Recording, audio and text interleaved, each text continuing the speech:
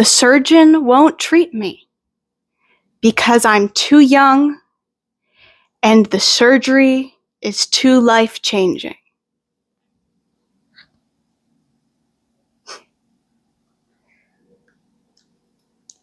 He won't treat me because I'm too young and the surgery is too life-changing.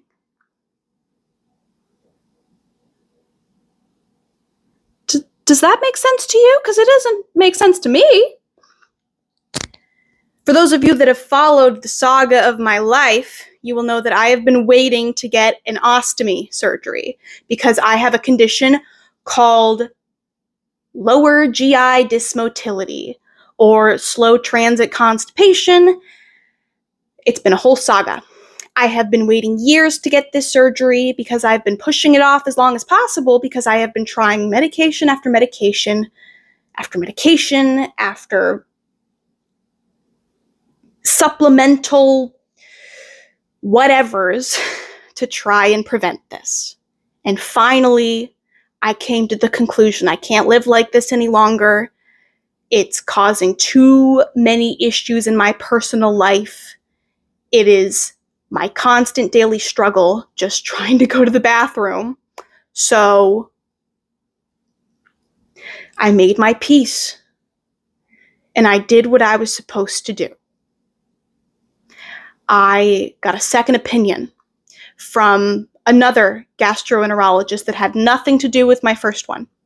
And they agreed. And they referred me to a colorectal surgeon at one of the most esteemed hospitals in New York City, Weill Cornell, which I'm beginning to learn doesn't really mean shit. Doesn't matter if you're one of the most esteemed hospitals if you're not really doing your job. Because Lord knows I have had so many horrible experiences just within the past few months at this hospital. So here's the tea, sis.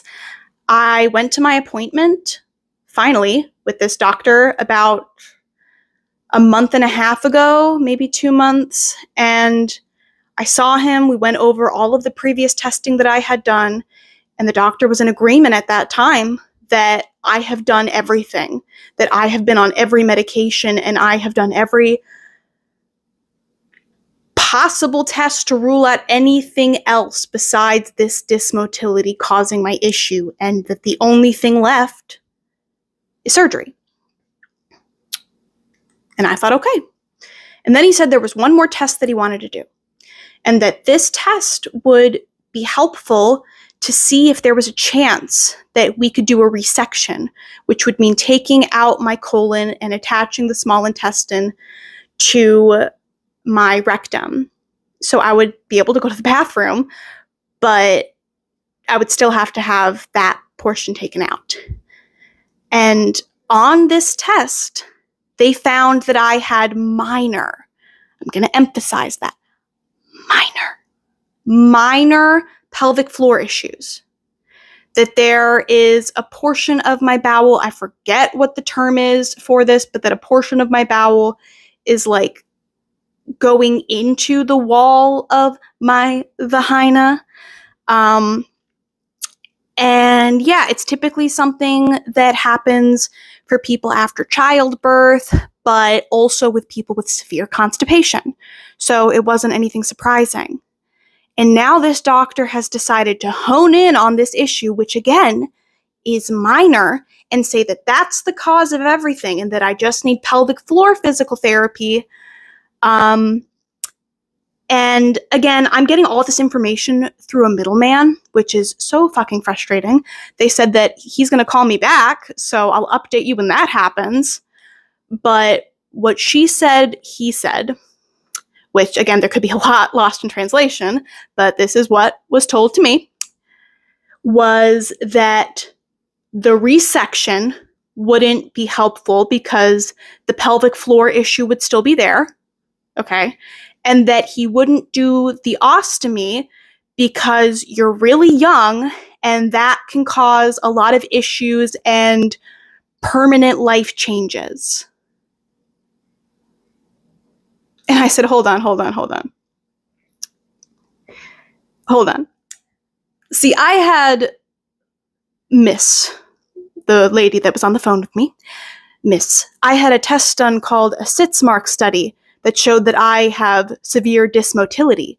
And this test was done 2 years ago, before the issues got really bad. So I had severe dysmotility then. And dysmotility and pelvic floor issues don't have anything to do with each other, except that severe dysmotility can cause pelvic floor issues. Because dysmotility is through the entire GI tract. So it wouldn't make sense that the pelvic floor, which is near the lower part of the GI tract, would have anything to do with the rest of the GI tract. But again, she was like, I don't know anything about that. I am just the messenger. I'm just his secretary. So he's going to call me back, and I'm going to go off on this guy because what he's saying doesn't make sense. And I know it doesn't make sense. And it makes me so frustrated because he was all for the surgery and was like, yeah, you literally have done every single thing that they have told you to do. And your issue hasn't gotten better. And I can see on the Sitzmark study, which is this set of x-rays where you take this little pill that's filled with these little markers, little like almost like rubber band things or whatever. They're not actually rubber bands, but whatever. And then they do the x-rays like 5 to 7 days later to see where they are in your GI tract. And he saw that and was like, yeah, it showed even here that you had severe dysmotility. And actually, I think it's more than 2 years ago. I think it was done in 2021. So it was 3 years ago. So he was all for doing the ostomy then. But now that suddenly I have pelvic floor issues, he's saying do pelvic floor physical therapy, which I've already done before. And it didn't make my issue better because shockingly, it doesn't help with the rest of the GI tract. And also, my insurance only lets me get 20 physical therapy sessions a year. And that's for anything. Everything's included within that 20. They don't have separate. So when I go to physical therapy, I am literally getting my whole body worked on for the most part. Anyways, and the most important thing to me right now is walking. And I know that even if I fixed this pelvic floor issue, which again is minor, it wouldn't fix my GI tract like he suddenly thinks that it will. Like, what are you talking about? You're not making any sense. And saying that I'm young as a reason why you won't do my surgery? That doesn't make sense. Like, yeah, I get it. I'm young. Yeah, I know that it's going to change my life. You think that I want this, sir? No, I don't. That's why I spent years avoiding it. Years doing like every single medication out there, doing so many tests to make sure that this was the issue that we were dealing with and there wasn't anything secondary going on, to make sure that we were addressing the right thing. I've tried changing my diet around. I have tried every medication available to me under the sun. I have been doing daily enemas for the past, 4 or 5 years or something like that. So I've been doing daily enemas for 4 or 5 years. I'm currently on a probiotic. I am on Colace 3 times a day, which is the max. I am on Motegrity, which is a motility drug. And I am on Amitiza, which is another motility drug that I take 2 times a day, and I am on the max dose of both of those, so I'm taking multiple at the same time. And then on top of that, I have to do laxatives quite often, which the more you take laxatives, the less they work, so then you have to take more laxatives, and then more laxatives, and then more laxatives, and then more laxatives. But I'm too young to get this surgery. It's too invasive. Can you imagine if I was walking in, rolling in currently, to my freaking surgery appointment last year for the broken cervical rod, and they came back with, "You're too young. It's too invasive." I am not living a life because my day-to-day revolves around if I go to the bathroom or not.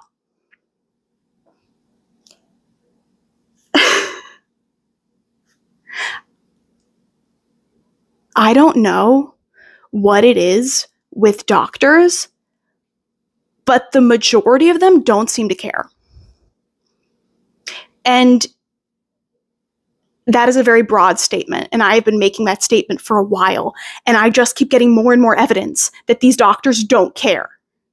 They don't care about you. They don't care about what you're going through. Sometimes they don't even care about just giving you a surgery to get money.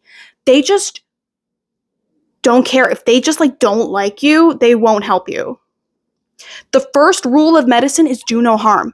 And these fucking doctors are doing a lot of fucking harm. I am seeing myself get worse and worse. And I have gained so much weight because my GI tract makes it so food goes through it so slowly that it keeps taking more and more nutrients out of it. And they have told me that I won't be able to lose weight until my GI tract is working properly, or if I go on a very severe diet. But I can't do that because I have a history of severe anorexia. And I like food now. And even if I were to do a very severe diet, that wouldn't fucking fix the fact that my GI tract is dysmobile. Dysmotility. But no, your pussy just don't pop the way it needs to, so go get that fixed.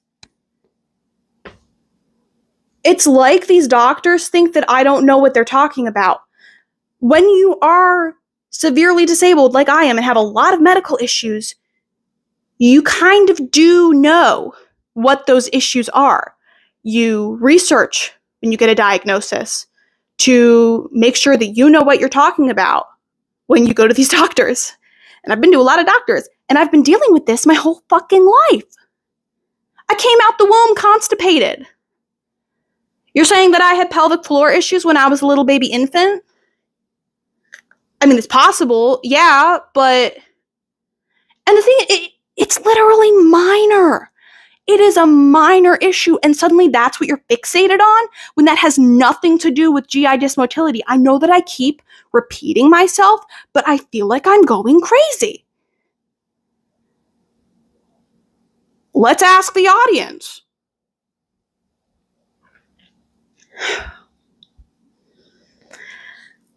I don't know what I'm expected to do when my medical professionals keep failing me. And yet, at this point, I used to recommend people to go to Weill Cornell. Don't go there. If you have Ehlers Danlos, if you are severely disabled with something that's not the norm, because they're going to treat you like shit.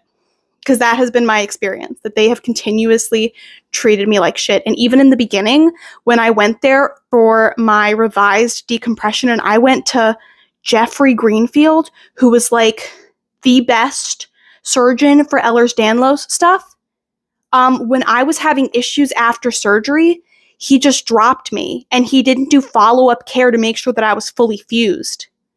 And because he just dropped me and said I had graduated, was no longer needed to be under his care, because we never followed up to make sure that I was fully fused, we never realized that I never fully fused, and then my rod broke. So honestly, stay away from Weill Cornell. Honestly, I don't trust them with anything. They couldn't even figure out that I had 2 simultaneous kidney infections going on, and instead were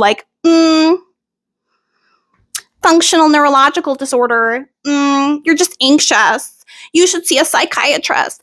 Bitch, I do. Bitch, you think with all these mental health issues I don't? They couldn't even fucking figure out I had kidney infections and that I was in sepsis. I have a herniated disc right now, and my freaking spinal surgeon said he doesn't want to follow up with me about it, and that it wouldn't cause you any pain. Lose weight. Steer clear of Weill Cornell. Do yourself a favor. Honestly, if you can, just don't go to a doctor. They suck. Which obviously is not something that you can actually do. But Jesus. Doctors really just don't give a damn.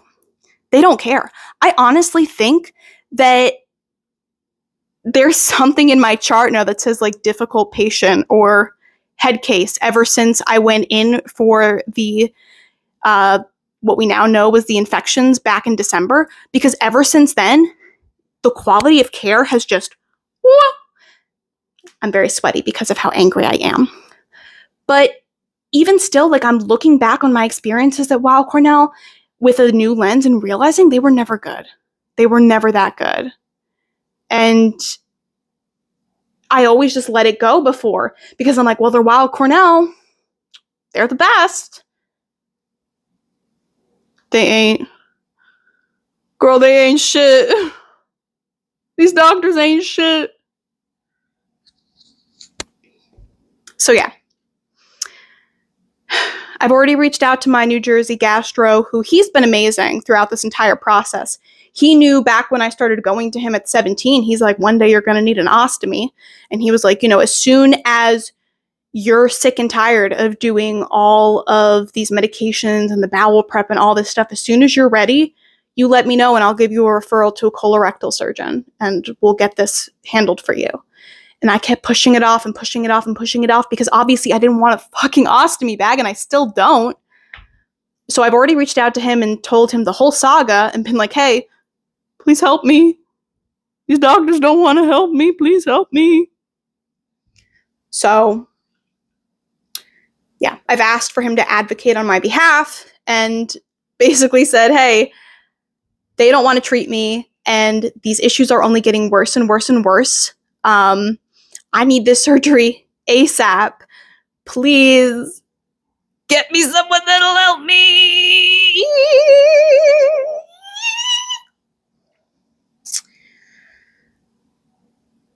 So that's my life. I'm just glad that I'm at a place in my life where I no longer take doctor's word as God, you know? And you only get to that point when you have been let down by the medical system. And I hate to say it, but everyone is going to experience that if you aren't a straight white man.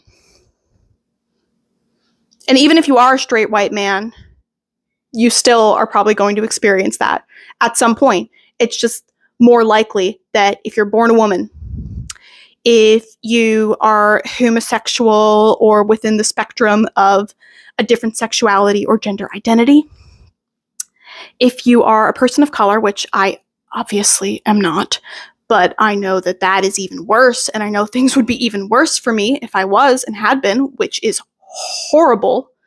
If you're young, if you are not able-bodied and have been diagnosed with something, and specifically if you've been diagnosed with Ehlers Danlos syndrome, because now they're looking at people who have been diagnosed with Ehlers Danlos syndrome as being like malingerers.